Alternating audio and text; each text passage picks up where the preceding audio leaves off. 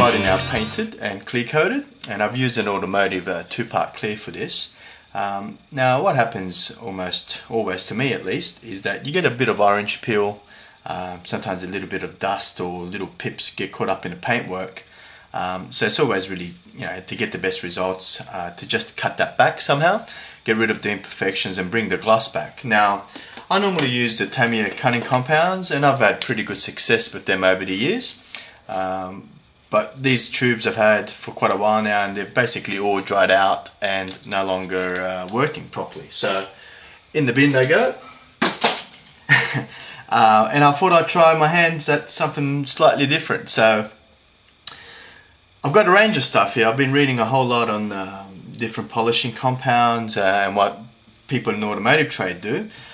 So I'm going to give this a whirl and see how we go. Now what I'll start with firstly is I've got some sanding pads here. They've just been wet, and they range from about I don't know, 300, what is it? From about 4,000 or 3,600 grit up to about 1,200, and we'll work through those. And then I'll be using the ultimate compound. I'm using the Meguiar's range of compounds and polishes here. So the way I understand it, and correct me if you guys know any differently, but ultimate compound is pretty much the most abrasive or the harshest of the compounds. So we'll be using that first. We follow that up with Scratch X to remove any of the finer scratches that's left after the cutting compound.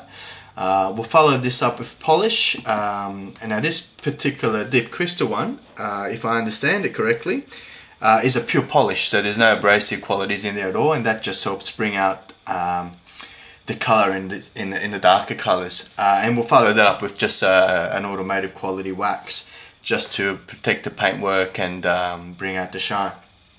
So putting these aside for a moment, we'll start with the polishing cloths. Now I probably won't work through all the grits, but what you want to do is working with a sort of sponge or type device. You want to get your pads nice and wet, and what we want to do with the sandpaper, or you can replace this with, say, a 2000 grit wet and dry sandpaper. That'll work just as well. So what you want to do with the sandpaper at this phase, and I'm going to start with the bonnet, is just, so you want to work in areas, and now what we do is don't sand in a circular motion. So when we're sanding, you actually just sand in one direction, and you just basically let the sandpaper do all the work really here. It's just a matter of just gently gliding over the paint, and you find that it'll start cutting through and getting rid of any of the imperfections. Now like I said, you just let the actual sandpaper do all the work. So I'm not putting any pressure on this at all, and I'm working in a single direction. And you just rub your hand, and like this, I mean, the paint job itself was pretty good, so I'm not going to spend too much time trying to polish anything out here. But like I said, like, there's really no pressure at all. Just really let the sandpaper do all the work here. And it's important to just go in the one circle, in the one straight up and down motion. And what you want to do at this stage is just dry it periodically. And what you're looking for is basically a uniform sort of dull look to this. Now we've still got a couple of little pips in there, so we just work those out a little longer.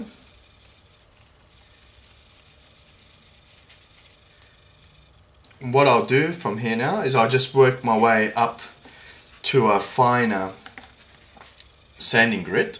So I started out with a 3600, and I'm going to move up to a 4000. And with this one, I'm just going to work in the opposite direction to what I had before. So before I was working up and down, so I'm just going to go from side to side now in this one. And again, just letting the paper itself do all the work. Just very gently does it. It's important not to put too much pressure at this stage, because you don't want to cut through the clear coat and find yourself, or you really, if you've clear coated like I have in multiple color coats here, you really don't want to see any paint come off on here. If you're seeing paint, you're pressing too hard and you're cutting through the clear coat.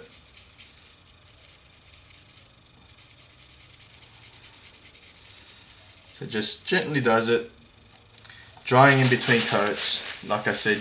And when you are drying, you'll notice that you're getting almost like a uniform dull sheen to this, and that pretty much tells you that you're almost there, and you're getting rid of any high spots which are left behind.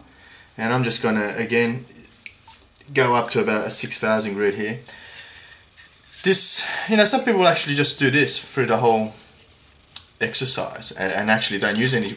You can get some really good results just by working your way up to 12,000, 14,000 grit sandpaper. But I just like to, I don't know, do something different, I guess.